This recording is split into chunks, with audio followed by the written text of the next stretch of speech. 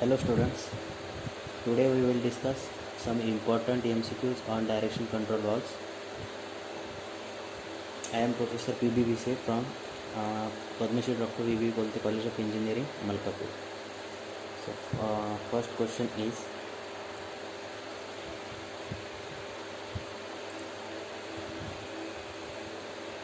a check valve is an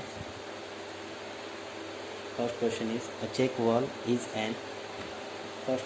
direction control valve, second option is counterbalance valve, third option is reducing valve, and fourth option is relief valve. So correct answer is, which answer is correct? Check valve. Yes, check valve is direction control valve. So correct answer is option A, direction control valve. Okay. Next question is, a two-way valve has option A, one working port, option B, two working ports, option 3, three working ports, and option 4 is option D is four working ports. Okay, so two-way valve has two working ports, so option B is correct. Next question is, a two-way valve can have two positions, option B 3 positions, option C 4 positions, and option D is none of. So think about this question. Two-way valve can have how many positions? तर basically बघा, two way valve म्हणजे कोणती? Two way म्हणजे त्या ठिकाणी port किती असणार आहे? दोन पोर्ट असणार आहे. दोन पोर्ट असणाऱ्या वॉलमध्ये किती पोझिशन असू शकतात, असा क्वेश्चन आहे आपला. ऑप्शन 1 आहे 2 पोझिशन, ऑप्शन बी आहे 3 पोझिशन्स, ऑप्शन सी आहे 4 पोझिशन, आणि option D none. Okay, so two वेची जी डायरेक्शन कंट्रोल वाला आहे ती फक्त एकच आहे, 2/2.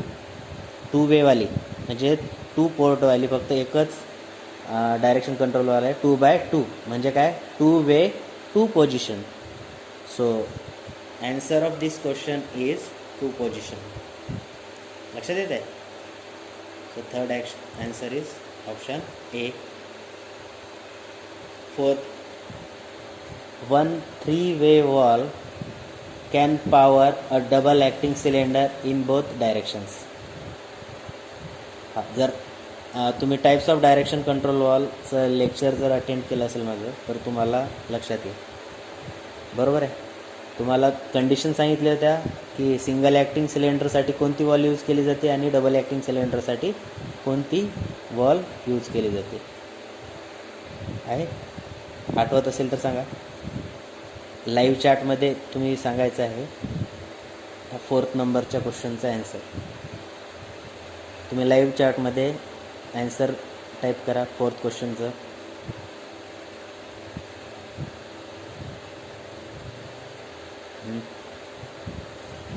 तर बघा, 1 3-वे valve can power a double acting cylinder in both direction. तर हे आन्सर जे आहे ते रॉंग आहे, दॅट इज फॉल्स आन्सर. कारण आपल्याला डबल ॲक्टिंग सिलेंडरच्या वर्किंगसाठी कोणती वॉल लागते? तर तुम्हाला सांगितलं होतं 4/2 वॉल लागते. कारण 3/2 काय होतं, फक्त एकाच डायरेक्शननं आपण त्याला मूव करू शकतो. Okay, so this answer is Answer of fourth question is false. Option B. Next question. Fifth नंबरचा क्वेश्चन आहे. A four-way wall has. A four-way wall has. First option is 2 working ports, 3 working ports. Third आहे 4 working ports and D आहे any of above.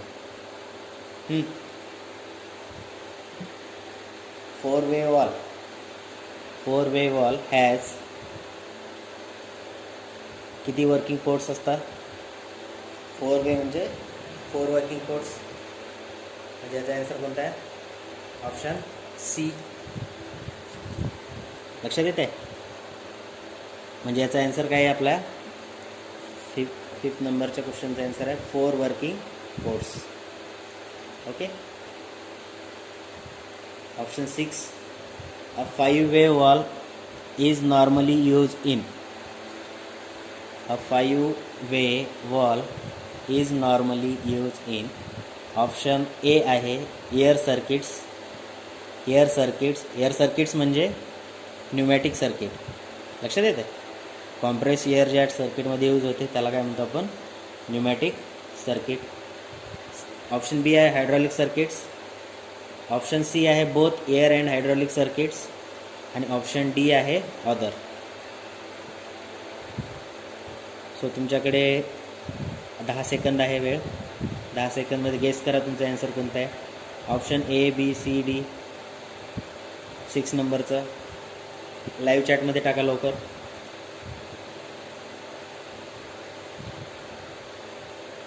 Five seconds remaining.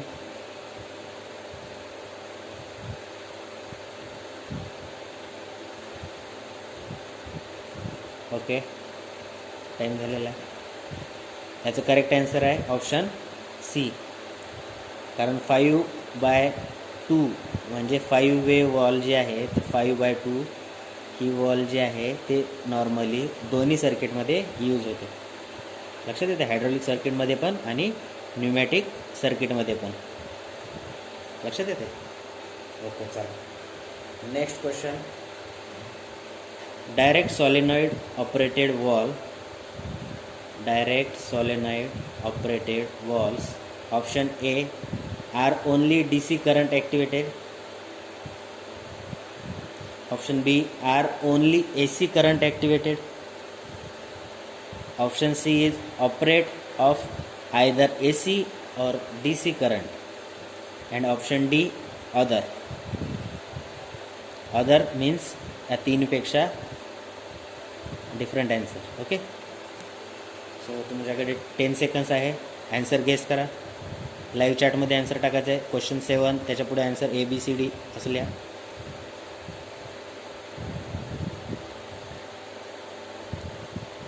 Think about it. बघा कोणता असेल answer.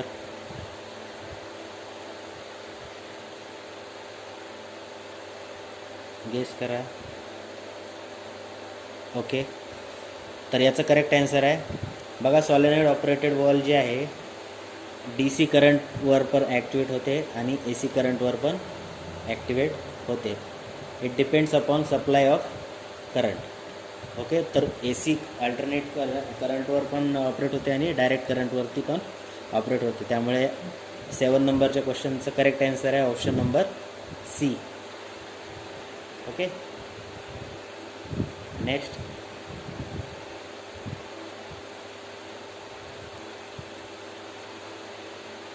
Eight number. A solenoid pilot operated valve must have at least pilot pressure. Solenoid pilot operated valve must have at least dash pilot pressure minimum. Okay, तर हा question last एक्झाममध्ये विचारलेला आहे. हा question last एक्झाममध्ये विचारलेला होता. त्यामुळे बघा तुम्हाला याच्यासाठी 15 सेकंद देतो मी. लाईव्ह चॅटमध्ये क्वेश्चन 8च्या पुढं ABC लिहायचं आहे. 3च ऑप्शन आहे त्याच्यामध्ये. 8 त्याच्यापुढे ABC करेक्ट आन्सर असेल ते लाईव्ह चॅटमध्ये लिहायचं आहे.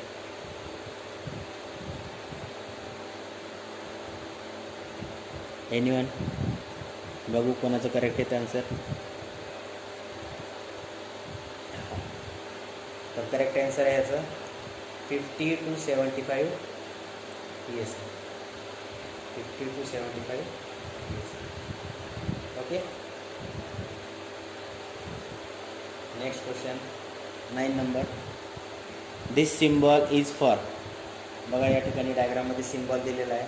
हा सिम्बॉल जो आहे तो कोणता सिम्बॉल आहे त्याचं डिस्क्रिप्शन तुम्हाला लिहायचं आहे. आता या ठिकाणी बघा पोर्ट किती आहेत 1 2 3 4 1 2 3 4 म्हणजे ही वॉल कोणती आहे 4 वे आणि कंपार्टमेंट किती आहेत या ठिकाणी म्हणजे ब्लॉक किती आहेत. हा फर्स्ट ब्लॉक आणि हा सेकंड ब्लॉक म्हणजे ब्लॉक किती आहेत आपल्याकडे 2. त्यामुळे ही वॉल कोणती आहे 4 वे 2 पोझिशन. 4 way 2 position. आता या ठिकाणी ऑप्शनमध्ये बघा 4 वे 2 पोझिशन कोणती आहे. ए ऑप्शन आहे 4 वे 2 पोझिशन. सी ऑप्शन आहे 4 वे 2 पोझिशन आणि डी ऑप्शन पण काय 4 वे 2 पोझिशन. ओके. म्हणजे आपल्याला हा ऑप्शन बी तर कॅन्सल झाला. 3 पैकी 1 शोधायचं आहे. आता काय करायचं आहे या ठिकाणी स्प्रिंग आहे म्हणजे स्प्रिंग रिटर्न पाहिजे. तर सगळ्याच ऑप्शनमध्ये स्प्रिंग रिटर्न आहे. आणि हा फर्स्ट जो सिम्बॉल आहे हा कशाचा सिम्बॉल आहे ऑपरेट जी डायरेक्शन कंट्रोलवाला आपण ऑपरेट करतो ना त्याचा सिम्बॉल आहे. तर कोणत्या यानं ऑपरेट करत आहे डायरेक्शन कंट्रोलवर. डायरेक्शन कंट्रोल वॉल जी आहे हा सिम्बॉल जो आहे तुम्ही जर लेक्चर अटेंड केलं असेल तर तुम्हाला यायला पाहिजे. हा सिम्बॉल जो होता कशाचा होता हँड ऑपरेटेड आहे बरोबर आहे. हँड ऑपरेटेडमध्ये पण तुम्हाला 2-3 टाईप सांगितले होते. तर हा सिम्बॉल कशाचा आहे push button operated.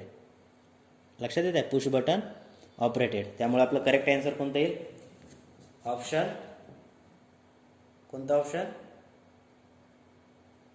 C. Option C 4 way 2 position push button operated.